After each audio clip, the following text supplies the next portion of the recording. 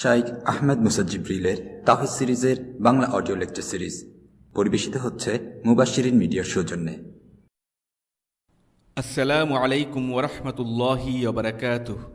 আলহামদুলিল্লাহ ওয়াসসালাতু ওয়াসসালামু আলা রাসূলিল্লাহ ওয়া আলা আলিহি ওয়া আসহাবিহি ওয়া সাল্লামা তাসলিমান কাসীরান কাসীরা।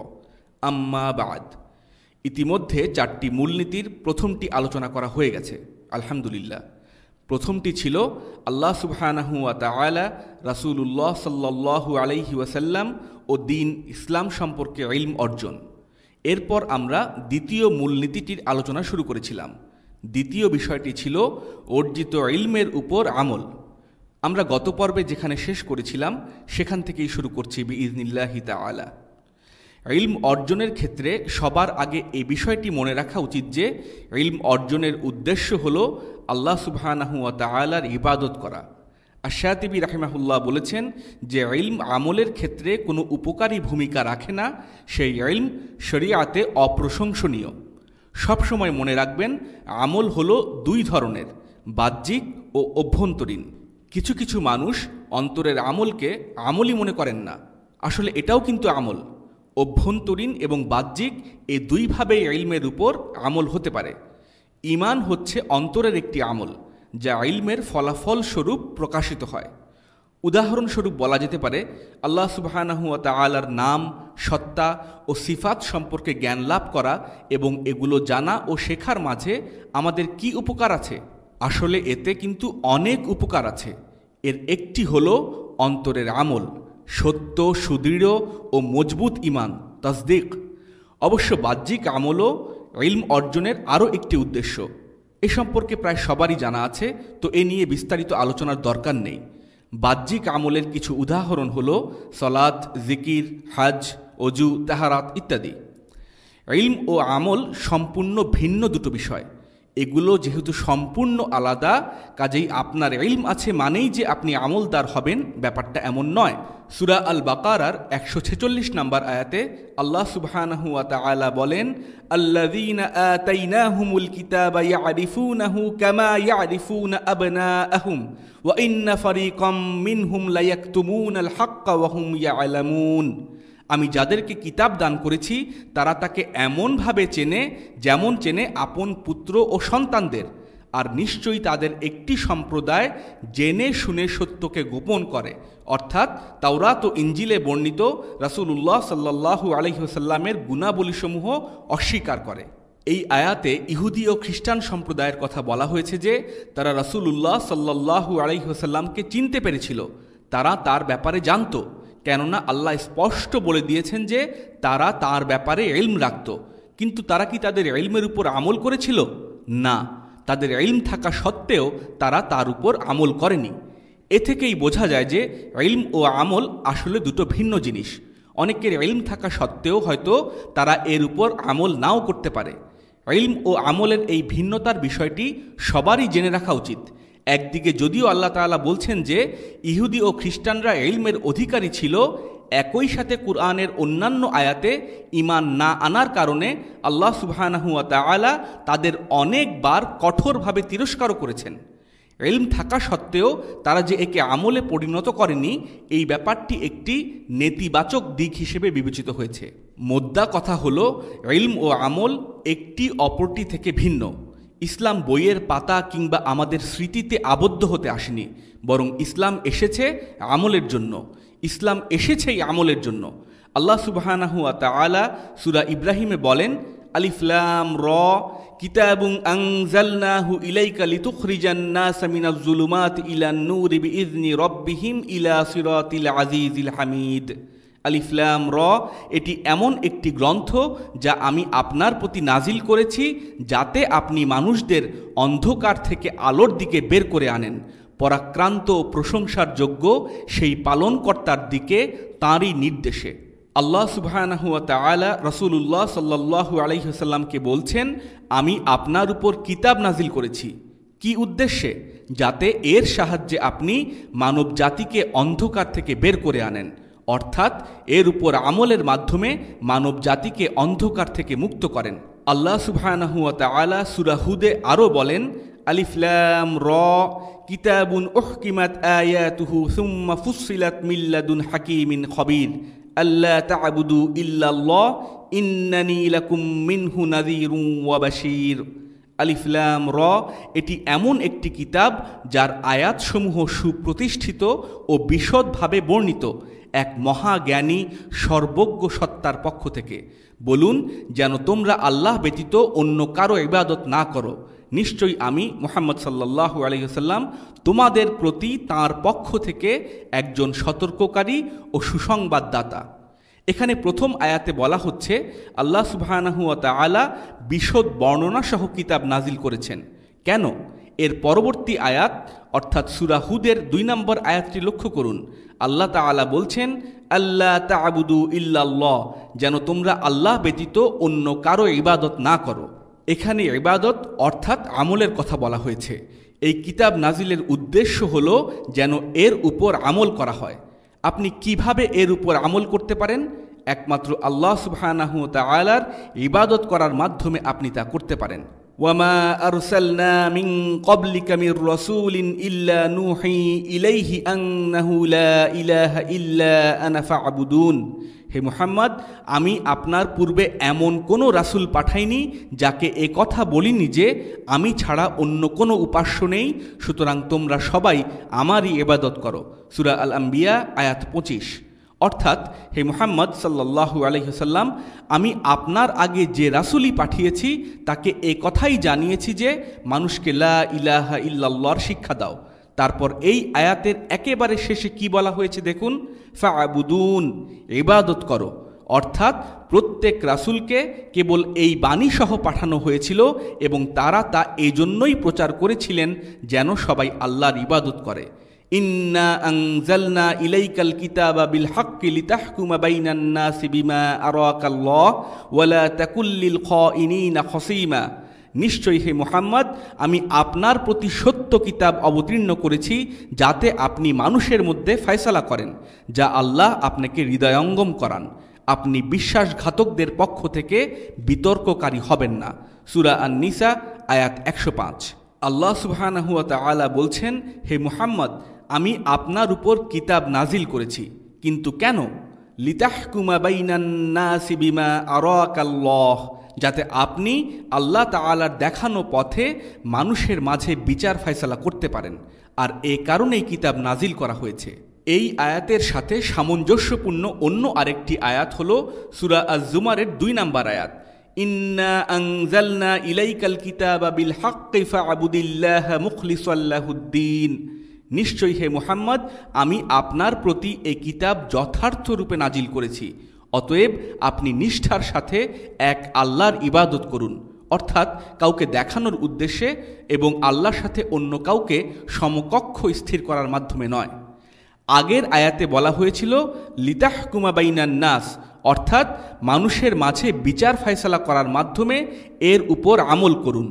এখন এই আয়াতে বলা হচ্ছে ফা'বুদিল্লাহা মুখলিসাল লাহুদ্দিন, অর্থাৎ নিষ্ঠার সাথে একনিষ্ঠতার সাথে আল্লাহর আদেশ পালনের মাধ্যমে এর উপর আমল করুন, ইবাদত করুন। শুরুতেও আমি ঠিক এটাই বলেছিলাম যে ইলম আমলের ক্ষেত্রে কোনো উপকারী ভূমিকা রাখে না, সেই ইলম শরিয়াতে অপ্রশংসনীয়। ইলম হচ্ছে একটি দেহের মতো, আমল হচ্ছে যার অন্তরাত্মা। আমল ছাড়া ইলম যেন একটি মৃত দেহের মতো। আর আপনি যদি আপনার ইলমের বিপরীতে আমল করে থাকেন, আপনি যেন ইতিমধ্যেই মৃত দেহে পরিণত হয়েছেন। এ ধরনের ইলমের পরিণতি এমনই হয়ে থাকে কারণ আপনার বিরুদ্ধেই সেটা প্রয়োগ করা হবে। মালিক ইবনু দিনার রাহিমাহুল্লাহ বলেন, কোনো আলিম যদি অর্জিত ইলমের উপর আমল না করে তবে তা তার অন্তর থেকে এমনভাবে ধুয়ে যায় যেমনভাবে কোনো মসৃণ পাথরের উপর পানি গড়িয়ে পড়ে। আপনি যদি কখনো ঝর্ণা দেখে থাকেন তবে দেখবেন যে তা থেকে ক্রমাগত পানি ঝরে পড়ছে। ইলমকে যে ব্যক্তি কাজে লাগায় না, ইলম তাকে এভাবেই ছেড়ে যায়, এভাবেই পরিত্যাগ করে। এমন কত ইলমওয়ালা আছেন যারা মানুষকে আল্লাহর কথা স্মরণ করিয়ে দেন, অথচ তারা নিজেরাই কিনা এ ব্যাপারে গাফেল। এমন কতজন আছেন যারা তাকওয়ার বাণী প্রচার করেন, অথচ তারা নিজেরাই তাকওয়াহীন ও বেপরোয়া। এমন অনেকে আছেন যারা মানুষকে আল্লাহ সুবহানাহু ওয়া তাআলার দিকে ডাকেন অথচ নিজেরাই আল্লাহর কাছ থেকে সবচেয়ে দূরে। প্রত্যেক আলিমের এটা মনে রাখা উচিত যে সাধারণ লোকদের বেলায় যদি তাদের হাত পা এবং অন্যান্য অঙ্গ প্রত্যঙ্গগুলো আল্লাহর সামনে তাদের বিরুদ্ধে সাক্ষ্য প্রদান করে তবে তো তাদের অবস্থা আরও ভয়াবহ হবে। সূরা ইয়াসিনের ৬৫ নম্বর আয়াতে আল্লাহ সুবহানাহু ওয়া তাআলা বলেন, আল ইয়াউমা নাখতিমু আলা আফওয়াহিহিম ওয়া তুকাল্লিমুনা আইদিহিম ওয়া তাশহাদু আরজুলুহুম বিমা কানু ইয়াকসিবুন।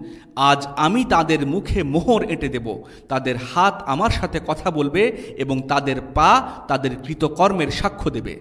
সূরা ফুসসিলাতের ২১ নম্বর আয়াতে আল্লাহ সুবহানাহু ওয়া তাআলা বলেন, ওয়াকালু লিজুলুদিহিম লিমা শাহিদতুম আলাইনা ক্বালু আনতাকানাল্লাহুল্লাযী আনতাকা কুল্লা শাই। তারা তাদের ত্বককে বলবে, তোমরা আমাদের বিপক্ষে সাক্ষ্য দিলে কেন? তারা বলবে যে আল্লাহ সব কিছুকে বাকশক্তি দিয়েছেন, তিনি আমাদেরকেও বাকশক্তি দিয়েছেন। আল্লাহ সুবহানাহু ওয়া তাআলাকে এক ব্যক্তি বলবে, আমি সাক্ষী উপস্থিত করতে চাই। আল্লাহ তাআলা বলবেন, তুমি কি তোমার নিজের অঙ্গ প্রত্যঙ্গকে সাক্ষী হিসেবে মেনে নিবে? সে বলবে হ্যাঁ। সুতরাং তার দেহের অঙ্গ প্রত্যঙ্গগুলো সাক্ষ্য দিতে থাকবে তার বিরুদ্ধে। তখন সে বলবে, তোমরা কেন আমার বিরুদ্ধে সাক্ষ্য দিচ্ছ? আমি তো তোমাদের রক্ষণাবেক্ষণের চেষ্টা করতাম। আলিম ও দায়ীদের ক্ষেত্রে সবচেয়ে মারাত্মক ব্যাপার হচ্ছে কেবল অঙ্গ প্রত্যঙ্গই নয়, বরং তাদের বেলায় আরও অতিরিক্ত সাক্ষী যুক্ত হবে। তাদের শেখা প্রতিটি আয়াত ও হাদিস এসবের সাথে যুক্ত হবে এবং সাক্ষ্য দেবে। সহিহ মুসলিমে আছে, রাসূলুল্লাহ সাল্লাল্লাহু আলাইহি ওয়াসাল্লাম বলেছেন, আল কুরআন হুজ্জাতুন লাকা আও আলাইক। কুরআন তোমাদের পক্ষে বা বিপক্ষে সাক্ষ্য দেবে। আপনার শেখা হাদিস কিংবা আয়াতগুলো আপনার পক্ষে নাকি বিপক্ষে সাক্ষ্য দেবে? এগুলো কি আপনার নাজাতের কারণ হবে নাকি আপনাকে জাহান্নামে পৌঁছে দেবে? এগুলো কি আপনার শাস্তি বা আযাবের কারণ হবে? আপনার শেখা এসব হাদিস ও আয়াত একদিন আপনার উপরেই হুকুম হয়ে বর্তাবে। কিয়ামতের দিন আপনার সামনে এসে দাঁড়িয়ে আপনার বিরুদ্ধেই সাক্ষ্য দেবে। এগুলো শুনলে কার না ভয় লাগে? ইবনুল কাইয়িম রাহিমাহুল্লাহ বলেন, লাউ নাফাআল ইলম বিলা আমাল লামা যাম্মাল্লাহু আহবার আহলিল কিতাব ওয়ালাউ নাফাআল আমাল বিলা ইখলাস লামা যাম্মাল্লাহুল মুনাফিকিন। আমল ছাড়া কেবল ইলম যদি কোনো উপকারে আসতো তবে আল্লাহ সুবহানাহু ওয়া তাআলা আহলুল কিতাব অর্থাৎ ইহুদি ও খ্রিস্টান ধর্মযাজকদের ভর্ৎসনা করতেন না। আর যদি সততা ও নিষ্ঠা ছাড়াই কোনো আমল কারো জন্য কল্যাণকর হতো তবে আল্লাহ সুবহানাহু ওয়া তাআলা মুনাফিকদের নিন্দা ও ভয় প্রদর্শন করতেন না। আমল ছাড়া ইলমের উদাহরণ হচ্ছে একটি মধুবিহীন মৌচাকের মতো। ইলম হচ্ছে সম্পদ, আর সম্পদের মূল্য ততটুকুই যতটুকু আপনি ব্যয় করবেন। ইলমের ক্ষেত্রেও ঠিক ততটুকুই আপনার কাজে দেবে যতটুকু আমল আপনি করবেন। সম্পদের মূল্য কোথায় যদি আপনি তা ব্যয় না করেন ও কাজে না লাগান? ইলমের বেলাতেও একই উদাহরণ। আজ-জুহরি রাহিমাহুল্লাহ বলেন, ওই আলিমের কথা শুনো না যে আলিম নিজে যা বলে তার উপরই আমল করে না, আর ওই ব্যক্তির কথাও শুনো না যে ইলম ছাড়াই কথা বলে। এদের উদাহরণ হলো এমন অজ্ঞ ব্যক্তি যে হয়তো কখনো কখনো সত্য কথা বলে ফেলে কিংবা ভালো কাজ করে ফেলে। যে ইলম কোনো সুফল বয়ে আনে না এবং অন্তরে ও আমলে কোনো প্রভাব ফেলে না, সে ইলম একদিন আপনার বিরুদ্ধেই ব্যবহৃত হবে। আরেকটি গুরুত্বপূর্ণ বিষয়, অনেকেই মনে মনে ভাবেন এই দার্স, এই তাওহীদ এগুলো আসলে আমার জন্য নয়। আমি হয়তো মাঝপথেই এসব পড়াশোনা ছেড়ে দেব, কাজেই সামনে আগানোর আগে আমাকে এ নিয়ে আরও ভাবতে হবে। সবাই আসলে এটাই চিন্তা করে, বাস্তববাদী হয়। তারা ভাবে আমি যত বেশি জ্ঞান অর্জন করব ততই তা আমার বিরুদ্ধে ব্যবহৃত হবে, সুতরাং আমি বরং বাদ দেই আর না আগাই। এ ব্যাপারে প্রথম কথা হচ্ছে, কিছু পরিমাণ ইলম অর্জন করা ফরজে আইন। ফরজে আইন ইলম প্রত্যেককেই অর্জন করতে হবে, নইলে গুনাহগার হতে হবে। আমরা মূলত এখানে এমন সব বিষয় নিয়ে কথা বলছি বা কথা বলবো যেগুলো জানা আপনাদের জন্য, আমাদের জন্য ফরজে আইন। যেমন লেখক বলেছেন, ইলাম রাহিমাকাল্লাহ আন্নাহু ইয়াজিবু আলাইনা তাআল্লুমু আরবাঈ মাসাইল। ইতিমধ্যেই এই বিষয়গুলো নিয়ে আমরা আলোচনা করেছি। এগুলো জানা ফরজে আইন। উম্মাহ আজ অজ্ঞতার এমন এক স্তরে উপনীত হয়েছে যে তারা মনে করে কোনো বিষয়ে জ্ঞান অর্জন করাটা তাদের বাড়তি কৃতিত্ব, অথচ এগুলো না জানলে বরং তারা নিজেরাই গুনাহগার হবে। আচ্ছা, বাড়তি কৃতিত্বের দাবি রাখে এমন ইলম সংক্রান্ত আলোচনায় আসা যাক। অনেকেই হয়তো ভাবেন যে তারা তাওহীদের এই দার্স থেকে কেবল ফরজ অংশটুকু শিখেই ক্ষান্ত দেবেন। এর উত্তরে তাদের কেবল একটি কথাই আমি বলবো, আপনারা বরং তালিবুল ইলম হয়ে যান। অনেকেই পরিবার থেকে কিছু সময় বের করে একাকী আল্লাহর ইবাদত জিকির করে, অনেকেই অধ্যয়ন করে, অনেকে অনেক সংগ্রাম ও চেষ্টা সাধনা করে। কিন্তু কেন? মূলত সর্বোচ্চ জান্নাতটি পাওয়াই হলো এর কারণ। ইলম হলো এমন এক মাধ্যম যা আপনাকে সিদ্দিকিনদের স্তরে পৌঁছে দিতে সক্ষম। এটা জেনে বিস্মিত হবেন না। বড় বড় অনেক আলিম এ ব্যাপারে আলোচনা করেছেন যে একজন আলিম উত্তম নাকি একজন শাহিদ। ইবনে মাসউদ রাদিয়াল্লাহু তাআলা আনহু, ইবনুল মুবারক রাহিমাহুল্লাহ সহ আরও অনেকে এ ব্যাপারে মতামত দিয়েছেন। এই মুহূর্তে আমি এগুলো নিয়ে আলোচনা করতে চাচ্ছি না। কে বেশি জ্ঞানী, আলিম না শাহিদ, এ নিয়ে ইমাম ইবনুল কাইয়িম রাহিমাহুল্লাহ তার মিফতাহ দারুস সাআদা গ্রন্থে বিস্তারিত আলোচনা করেছেন। মূলত জান্নাতে আলিমদের উচ্চ অবস্থানের দিকটি এই কিতাবে আলোকপাত করা হয়েছে। তবে এটা আমার আলোচনার মূল বিষয়বস্তু নয়, এ থেকে বিতর্কের সূত্রপাত হতে পারে। তারা তাদের আলোচনায় আলিমদের উচ্চ মর্যাদার ব্যাপারটি তুলে ধরেছেন। এক শ্রেণীর মূর্খরা বলে কিছু না জানাই বরং ভালো। আপনি কি এই মূর্খদের কথা শুনে অধ্যয়ন বাদ দিয়ে দিবেন? এটা তো একেবারেই অযৌক্তিক বিষয়। প্রথমত, এই দার্সের আলোচিত বিষয়বস্তুর অধিকাংশই ফরজ ইলম। দ্বিতীয়ত, এটা যদি বাড়তি কৃতিত্বেরও হয়ে থাকে তবুও আপনার অধ্যয়ন করা উচিত, কারণ জান্নাতুল ফিরদাউসই তো আমাদের লক্ষ্য। কেউ যদি কেবল দিনের মৌলিক বিষয়গুলো, তাওহীদ এবং এর বাইরে অন্যান্য ফরজে আইন ইলমের বিষয়সমূহ অধ্যয়ন করতে চায়, এতেই সে জান্নাতের পথে এক ধাপ অগ্রসর হয়ে যায়, আর এর ফলে হয়তো সে প্রথম শ্রেণীর জান্নাতে স্থান করে নিতে পারবে। কিন্তু রাসূলুল্লাহ সাল্লাল্লাহু আলাইহি ওয়াসাল্লাম আমাদের শিখিয়েছেন আমরা যেন সর্বোচ্চ জান্নাত, জান্নাতুল ফিরদাউসে যাবার আশা রাখি। আল্লাহ সুবহানাহু ওয়া তাআলা যাকে ইলম থেকে বঞ্চিত করেন তাকে অজ্ঞতা দিয়ে লাঞ্ছিত করেন। এটা আল্লাহর পক্ষ থেকে একটি শাস্তি। ইলম কারো কাছে এসে ধরা দিল অথচ সে তা থেকে বিমুখ থাকে, এই বিষয়টার চেয়েও ওটা কঠোর শাস্তি। আর সবচেয়ে মারাত্মক শাস্তি হলো কাউকে ইলম দান করা হয়েছে কিন্তু তা সত্ত্বেও সে ওই ইলমের উপর আমল করে না। বাড়তি কৃতিত্বের ইলমগুলো কেবল আপনার জান্নাতুল ফিরদাউস লাভের পাথেওই নয়, বরং দুনিয়াতেও এর বহু ফায়দা আছে। এগুলো আপনার দুনিয়ার জীবনেও পরম সুখ ও বারাকাতের কারণ হতে পারে। ইমাম ইবনু তাইমিয়া রাহিমাহুল্লাহ এ দুনিয়াতে নিঃস্ব একজন মানুষ ছিলেন। তিনি এমনও সময় পার করেছেন যে তার শুধু একটি জামা ছিল। সে সময় তিনি মসজিদুল আমাউইতে রাত কাটাতেন। প্রতিনিয়ত কারাগারে যাওয়া আসা করতে করতেই তার সারাটা জীবন পার হয়ে গেছে। তিনি কথা বলার সময় শ্রোতাদের অন্তরের অবস্থা এমন হতো, যদি জান্নাতীরাও তা অনুভব করত তবে তারা নিজেদের সত্যিকারের সৌভাগ্যবান মনে করত। ইমাম ইবনু তাইমিয়া বলতেন, জান্নাতের জীবন যদি আমার জীবনের মতো সুখের হয় তবে তো এমন জীবনই উত্তম, আমি তো এরই প্রত্যাশা করি। ইমাম ইবনে তাইমিয়া রাহিমাহুল্লাহর মতো আলিমদের কথা শুনুন, দুনিয়ার জীবনে যাদের বলার মতো কিছুই ছিল না। তিনি বলেছেন, যে ব্যক্তি দুনিয়ার জান্নাতে প্রবেশ করেনি সে কখনো পরকালীন জান্নাতেও প্রবেশ করতে পারবে না। আবার কেউ কেউ বলতেন যে রাজা, বাদশাহ বা শাসকরা যদি আমাদের অন্তরের এই প্রশান্তির কথা জানত তাহলে তা ছিনিয়ে নেওয়ার জন্য আমাদের সাথে যুদ্ধে পর্যন্ত লিপ্ত হতো। কি সেই জিনিস যা তাদের অন্তরে প্রশান্তি ঢেলে দিয়েছিল অথচ তারা ছিলেন নিঃস্ব? তাদের অধিকাংশেরই জীবন কেটেছে কারাগার, পরীক্ষা, নানামুখী জটিলতার মাঝে দিয়ে। আল্লাহ সুবহানাহু ওয়া তাআলা তাদের ইলম দিয়েছিলেন, তারা এর উপর আমল করেছিলেন, আর এটাই তাদের জীবনে সর্বোচ্চ প্রশান্তি দিয়েছিল।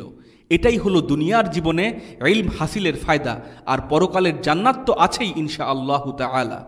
আমরা কেউই এই কথা বলি না যে আমার উপর অতি বেশি তদারকি হয়ে যাচ্ছে, সুতরাং আমাকে অব্যাহতি দাও। নাউজুবিল্লাহ। আমরা কি জান্নাতুল ফিরদাউস চাই না? দুনিয়ার জীবনে প্রশান্তি চাই না আমরা? এগুলো তো ইলম হাসিলের মাধ্যমেই সম্ভব।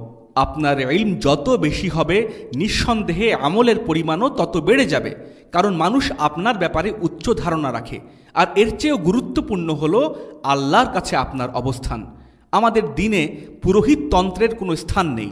ইসলামে কে কোন জান্নাতের অধিকারিত্ব পাবে তা নির্ধারিত হয় ব্যক্তির ইলম ও আমল দ্বারা। আপনার ইলম ও আমলই নির্ধারণ করবে আপনি জান্নাতের কোন স্তরে থাকবেন। ইলম ও আমলের কারণে যেমন আপনার মর্যাদা উন্নীত হয়, ঠিক তেমনিভাবে গুনাহের জন্যও আপনাকে কঠিন শাস্তি পেতে হবে।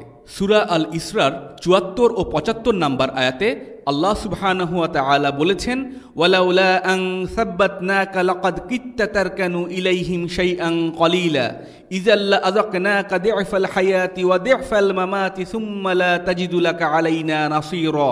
আমি আপনাকে দৃঢ়পদ না রাখলে আপনি তাদের প্রতি কিছুটা ঝুঁকেই পড়তেন, তখন আমি অবশ্যই আপনাকে ইহজীবনে ও পরকালীন জীবনে দ্বিগুণ শাস্তি আস্বাদন করাতাম। এ সময় আপনি আমার মোকাবেলায় কোনোই সাহায্যকারী পেতেন না। এখানে আল্লাহ সুবহানাহু ওয়া তাআলা রাসূলুল্লাহ সাল্লাল্লাহু আলাইহি ওয়াসাল্লামকে বলছেন যে আমি যদি আপনাকে দৃঢ়পদ না রাখতাম তবে আপনি তাদের প্রতি কিছুটা হলেও ঝুঁকে পড়তেন।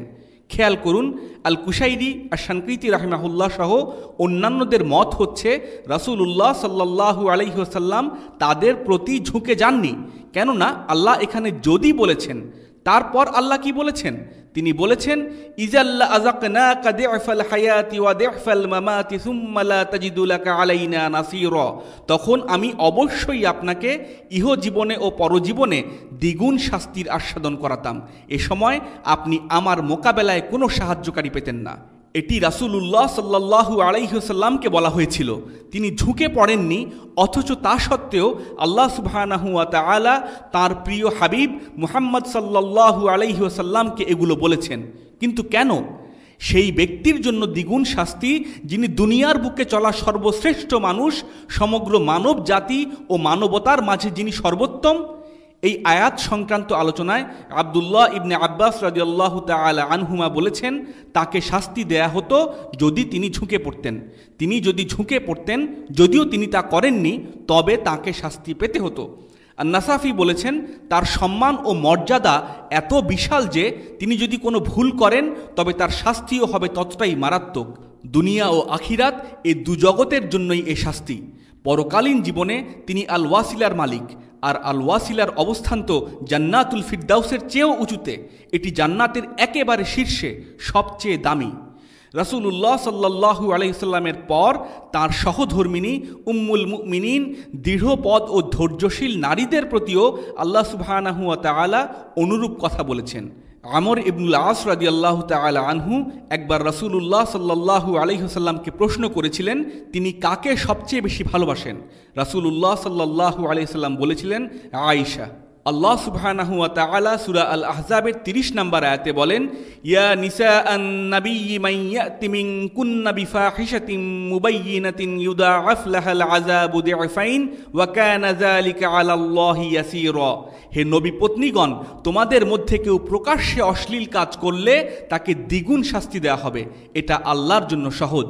তাদের বেলায় দ্বিগুণ শাস্তি প্রদান করা হবে। এর কারণ কি? এর পরবর্তী আয়াতেই আবার আল্লাহ সুবহানাহু ওয়া তাআলা বলেন, ওয়ামান ইয়াকনুত মিনকুন্না লিল্লাহি ওয়া রাসূলিহি ওয়া তা'মাল সালিহান নু'তিহা আজরাহা মাররাতাইন ওয়া আ'তাদনা লাহা রিজকান কারীমা।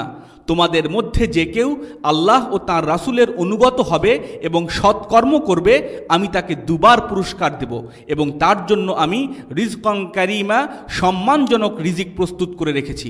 অর্থাৎ নবী পত্নীরা বিশেষ মর্যাদার অধিকারী ছিলেন। তাদের জন্য যেমন দ্বিগুণ পুরস্কারের ব্যবস্থা রয়েছে, তেমনি তাদের গুনাহের কারণেও দ্বিগুণ শাস্তি পেতে হবে। আল্লাহ সুবহানাহু ওয়া তাআলা রাসূলুল্লাহ সাল্লাল্লাহু আলাইহি ওয়াসাল্লামকে বলেছেন, আপনি যদি কুফফার ও জালিমদের প্রতি ঝুঁকে পড়তেন তবে আপনাকে দুনিয়া ও আখিরাত উভয় স্থানেই দ্বিগুণ শাস্তি দেয়া হতো। আর রাসূলুল্লাহ সাল্লাল্লাহু আলাইহি ওয়াসাল্লামের স্ত্রীদের উদ্দেশ্যে আল্লাহ সুবহানাহু ওয়া তাআলা বলেন, তোমাদেরও দ্বিগুণ শাস্তি দেয়া হবে। সার কথা হলো, আপনারা যারা তালিবুল ইলম, যদি ইলমের উপর আমল না করেন তবে উচ্চ মর্যাদার কারণে আপনারা অন্যান্য সাধারণ লোকদের তুলনায় বেশি শাস্তি ভোগ করবেন। আপনারা যদি গুনাহতে লিপ্ত হয়ে পড়েন তবে ইলম ও আমলের কারণেই এর চরম মূল্য দিতে হবে আপনাদের। আপনারা অন্যদের মতো নন। আর এই কারণেই আল্লাহ সুবহানাহু ওয়া তাআলা রাসূলুল্লাহ সাল্লাল্লাহু আলাইহি ওয়াসাল্লামের স্ত্রীদের ব্যাপারে বলেছেন, ইয়া নিসাআন নাবিয়্যি লাস্তুন্না কা আহাদিম মিনান নিসা। তোমরা অন্য নারীদের মতো নও। আপনারা তালিবুল ইলম, আপনারা অন্যদের মতো সাধারণ নন। আপনাদের সম্মান ও মর্যাদা যেমন বেশি, আপনাদের শাস্তিও তেমন কঠিন। আব্দুল্লাহ ইবনে মাসউদ রাদিয়াল্লাহু তাআলা আনহু কুরআন শিক্ষার্থীদের জন্য মানদণ্ড স্থির করেছিলেন। তিনি বলতেন, তাদের অবশ্যই দিনে সাওম এবং রাতে তাহাজ্জুদ আদায় করতে হবে। সবাই যখন আনন্দে কাটাবে তারা তখন আল্লাহর স্মরণে ব্যস্ত থাকবে। অন্যরা যখন অনর্থক কথায় লিপ্ত হবে তারা তখন নিশ্চুপ থাকবে। চিৎকার, চেঁচামেচি ও উচ্চস্বরে কথা বলা যাবে না। তাদের সবসময় খুশু বজায় রাখতে হবে। কুরআন শিক্ষার্থীদের জন্য ইবনে মাসউদ রাদিয়াল্লাহু তাআলা আনহুর এই মানদণ্ড নির্ধারণের কারণ কি? কারণ তারা হলেন বিশিষ্ট ব্যক্তি, দুনিয়ার বুকে জীবন্ত কুরআন। কুরআন শিক্ষার্থীরা হলেন কুরআনের ধারক। তারাই কুরআনকে উচ্চে তুলে ধরেন, আর তাই তাদের জন্য এই উচ্চ মাত্রার মানদণ্ড নির্ধারণ করা হয়েছে। অন্যরা অপ্রয়োজনীয় কথা বলতে পারে এবং খুব সম্ভবত তাতে কোনো গুনাহ নেই। নিছক বেহুদা কথা বললেই যে গুনাহ হবে এমন বলা যাবে না, কিন্তু তাদের অবস্থান ওদের থেকেও অনেক উঁচুতে। এ কারণেই সালাফদের মর্যাদা সবার শীর্ষে, কেননা তারা তাদের জীবনের প্রতিটি মুহূর্তে, সব ক্ষেত্রেই, সকাল সন্ধ্যা, রাত, সপ্তাহ, মাস ও বছর জুড়ে অন্তরে ও বাহ্যিকভাবে এবং আল্লাহ ও মাখলুকের সাথে মুআমালাতে নিজেদের ইলমের উপর আমল করেছেন। এই সমগ্র ব্যাপারটি নিয়ে আল খতিব আল বাগদাদির লেখা একটি ছোট পুস্তিকা রয়েছে। আলহামদুলিল্লাহ, আল আলবানী এই কিতাবের হাদিসগুলো তাহকিক করেছেন। আল খতিব আল বাগদাদি বলেছেন, ইহুদিদের কাছে ইলম ছিল, কিন্তু তারা সে মোতাবেক আমল করত না, আর খ্রিস্টানরা ইলম ছাড়াই আমল করত। আর এ কারণে প্রথম দলটি অভিশপ্ত এবং দ্বিতীয় দলটি পথভ্রষ্ট হয়েছে। ইমাম ইবনু তাইমিয়া রাহিমাহুল্লাহ বলেন, এই উম্মার মাঝে যারা অজ্ঞতার কারণে পথভ্রষ্ট হয় তারা খ্রিস্টানদের সাথে সাদৃশ্য রাখে, আর যারা ইলম থাকা সত্ত্বেও আমল না করার কারণে উম্মার ওলামাদের থেকে বিমুখ হয়ে বিপদগামী হয় তারা ইহুদিদের সাথে সাদৃশ্য রাখে। নিশ্চিত থাকুন, আপনার ইলমকে অন্তরে স্থায়ীভাবে বসাতে চাইলে এর উপর আমল করুন। আপনার যদি মুখস্থ কিংবা মনে রাখতে সমস্যা হয় তবে আপনি কোনো না কোনোভাবে আপনার ইলমের উপর আমল করার উপায় খুঁজুন ইনশাআল্লাহ, তাহলে আপনি সেটা কখনোই ভুলবেন না। সালাফরা ইলমের উপর আমলের ব্যাপারে খুবই একনিষ্ঠ ছিলেন। বুখারীতে সালিম ইবনে আবদুল্লাহ ইবনে ওমর ইবনুল খাত্তাব তার পিতার সূত্রে বর্ণনা করেন যে রাসূলুল্লাহ সাল্লাল্লাহু আলাইহি ওয়াসাল্লাম বলেছেন, হে আবদুল্লাহ, তোমার জীবন কতই না বারাকাপূর্ণ হতো যদি তুমি রাতের সালাত আদায় করতে। রাসূলুল্লাহ সাল্লাল্লাহু আলাইহি ওয়াসাল্লাম তাকে রাতের সালাত আদায়ের জন্য উৎসাহ প্রদান করছিলেন। ইবনে ওমরের পুত্র সালিম বলেন, আমার পিতা এরপর থেকে খুব অল্পই ঘুমাতেন। দেখুন তারা তাদের জ্ঞানের উপরে আমল করার ব্যাপারে কতটা গুরুত্ব দিতেন।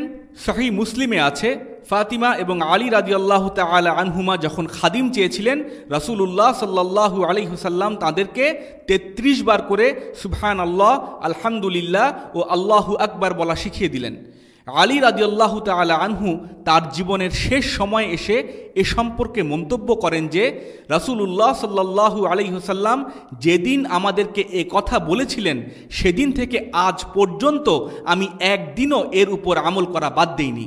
কেউ একজন তাকে প্রশ্ন করল, আপনি কি সিফফিনের দিনগুলোতে যখন আলী ও মুআবিয়া রাদিয়াল্লাহু তাআলা আনহুমদের মধ্যে রক্তপাত চলছিল সেই দিনগুলোতেও এর উপর আমল করেছিলেন?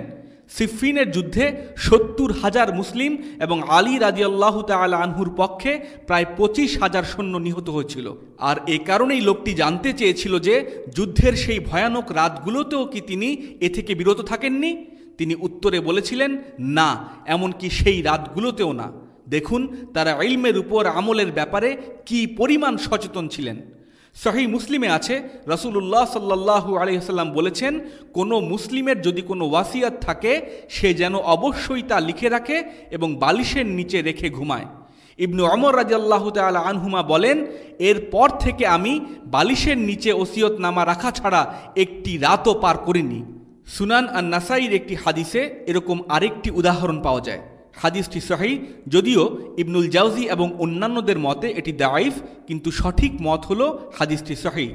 আবু উমামা বলেন, রাসূলুল্লাহ সাল্লাল্লাহু আলাইহি ওয়াসাল্লাম বলেছেন, যে ব্যক্তি প্রত্যেক সালাতের পর আয়াতুল কুরসি পাঠ করবে তার জান্নাতে প্রবেশের পথে মৃত্যু ছাড়া আর কোনো প্রতিবন্ধকতা নেই।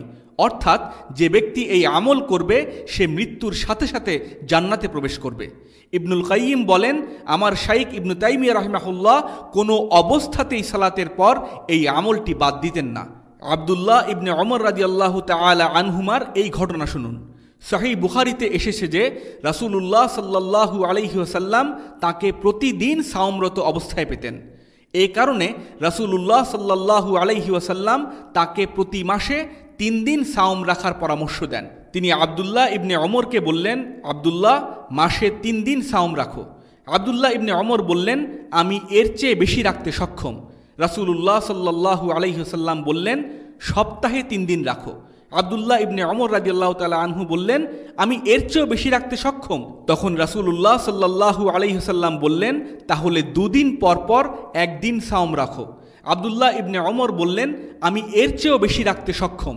তখন রাসূলুল্লাহ সাল্লাল্লাহু আলাইহি ওয়াসাল্লাম বললেন, তবে দাউদ আলাইহিস সালামের মতো 1 দিন পর পর সাওম রাখো। এটা বুখারীর বর্ণনা, কিন্তু মূল ব্যাপার হলো মুসনাদ ইমাম আহমদের অপর এক বর্ণনার শেষে বলা হয়েছে যে তিনি বলেন, ওয়ালাম্মা কাবুরা সিন্নুহু কানা ইয়াকুল লাইতানি কবিলতু রুখসাত রাসূলিল্লাহি সাল্লাল্লাহু আলাইহি ওয়াসাল্লাম। অর্থাৎ বৃদ্ধ বয়সে উপনীত হলে তিনি বলেন, রাসূলুল্লাহ সাল্লাল্লাহু আলাইহি ওয়াসাল্লাম আমাকে শুরুতে যা বলেছিলেন আমি যদি তাই করতাম। আব্দুল্লাহ ইবনে ওমর রাদিয়াল্লাহু তাআলা আনহুর এই বক্তব্য সম্পর্কে একটু ভাবা যাক। তিনি বলতে চেয়েছেন যে আমি যদি রাসূলুল্লাহ সাল্লাল্লাহু আলাইহি ওয়াসাল্লামের কথা মতো সবচেয়ে সহজ আমলটিই বেছে নিতাম, আমি যদি মাসে 3 দিন, সপ্তাহে 3 দিন কিংবা 2 দিন পর পর 1 দিন সাওমের জন্য নির্দিষ্ট করে নিতাম, তিনি কেন কথা বলেছিলেন? কথা বলার কি কারণ থাকতে পারে? এটা কি তার উপর ফরজ হিসেবে অর্পিত হয়েছিল? না। তাহলে তিনি কেন এই অতিরিক্ত নফল সাওম পালন পরিত্যাগ করেননি? তিনি বলেছিলেন, আমি যদি আমার জন্য রাসূলুল্লাহ সাল্লাল্লাহু আলাইহি ওয়াসাল্লামের বাছাইকৃত সবচেয়ে সহজ আমলটাই বেছে নিতাম। যদি তিনি বলতেন, আমি আর সাওম রাখব না, আমি সারা জীবন অনেক সাওম রেখেছি, এখন যেহেতু আমি বৃদ্ধ বয়সে উপনীত হয়েছি তাই আমি এ থেকে বিরতি নিচ্ছি, তবেও এতে কোনো সমস্যা ছিল না। তিনি যদি বলতেন, আমি এখন থেকে দাউদ আলাইহিস সালামের মতো সাওম রাখার বদলে মাসে 3 দিন সাওম রাখব, তাতেও সমস্যার কিছু ছিল না।